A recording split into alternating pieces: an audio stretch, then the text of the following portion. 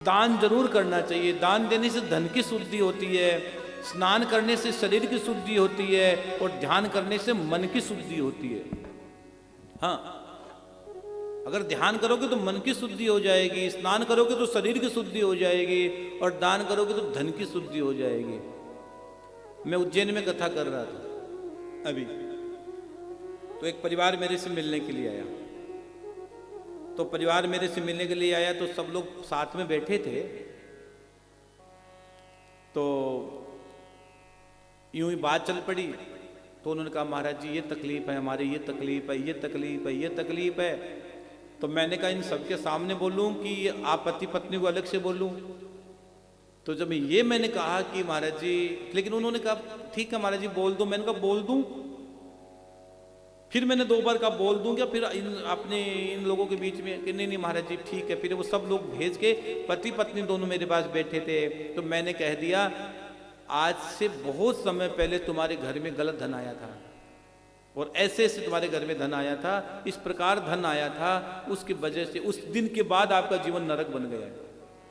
तो पहले तो पति पत्नी आ नहीं भरे, कई देर चुपचाप बैठे, नहीं महाराज जी ऐसा नहीं ऐसा नहीं। फिर मैंने कहा इस साल आया था और लगभग इस महीने आया था।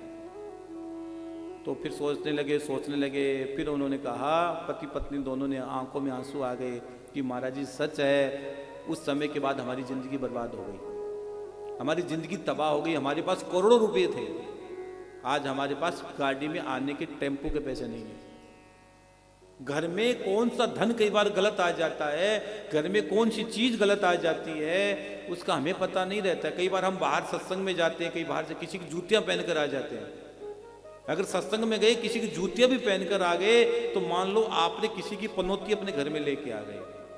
अगर जूतियां छूट गई है, कीर्तन में जूतियां चली गई है, अगर जूतियां छूट गई है, कोई ले गया हो तो बड़े खुश होना कि गोविंद ने बड़ा मौका दे दिया, नंगे पैर घर जाऊंगी। एक परिक्रमा भगवान की हो जाएगी मेरे नंगे पैर। आज यूं तो नंगे पैर चला नहीं जाता है, लेकिन आज नंगे पैर चलूंगी, कथा पंडाल से घर जाऊंगी, एक परिक्रमा भगवान के नाम की हो जाएगी। आपने सोचा चलो कोई हमारे लेकर गया है, इससे अच्छी वाली हम उठा लें।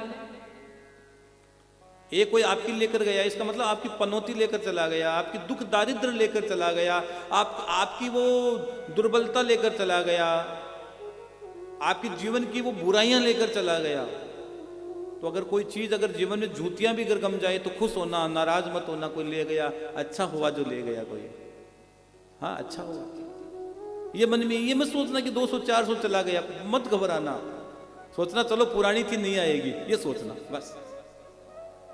हाँ, अगर दूध इस कढ़ाई में डाला और अगर कढ़ाई से बाहर आ गया, नीचे आपने आग लगाई है और चूल्हे पर चढ़ाया और दूध उफनने लगा और उफन गया, तो हाय आय मत कहना, हरी हरी कहना।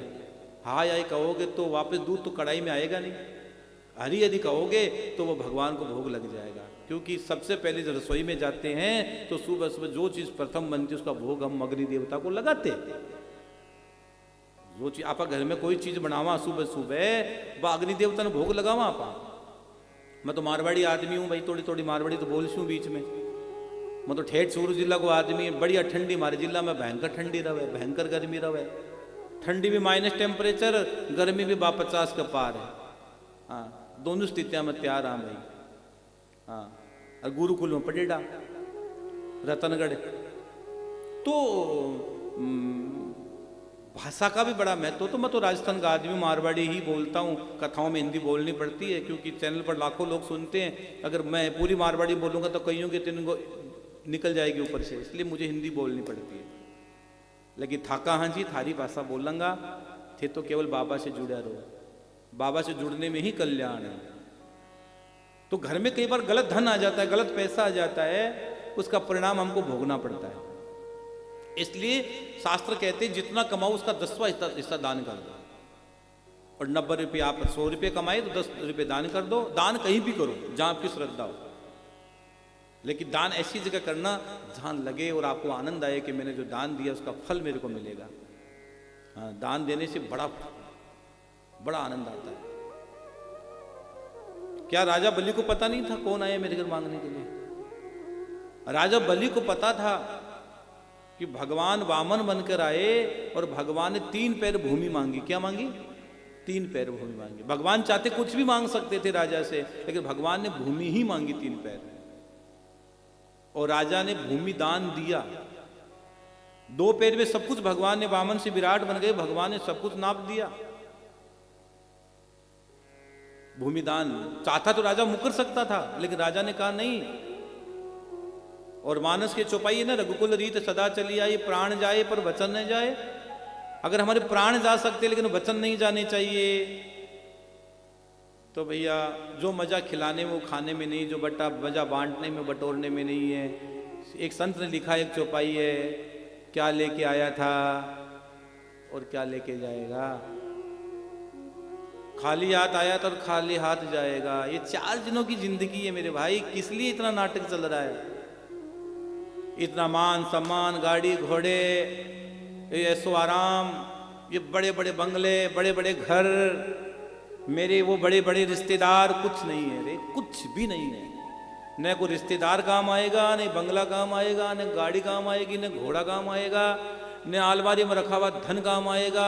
वो 500 की जो गड्डियां जमा के रखी है, हो सकता है मेरे कब काम लग जाएंगे, वो काम नहीं आएगा। कोरोना में देखा हमने, एक सिलेंडर नहीं मिला गैस का, एक गैस का सिलेंडर हम नहीं उठा पाए। कोरोना के समय देखा, लाखों रुपए घर में पड़े थे, एक सिलेंडर नहीं मिल पाया। क्या ये अस्तित्व बचा जीवन का? और कई के तो ऐसे थे कि डॉक्टरों ने कहा ले जा, डेड, मर गया है, और घर आकर देखा तो सांसें चल रही थी, शाम के नाम की। भरोसा है तो शाम के नाम की सांसें चलती है। हाँ, इसलिए भरोसा रखो। और दान की जब बात आ गई तो दान सही जगह लग जाए तो आपका कल्याण हो जाता है।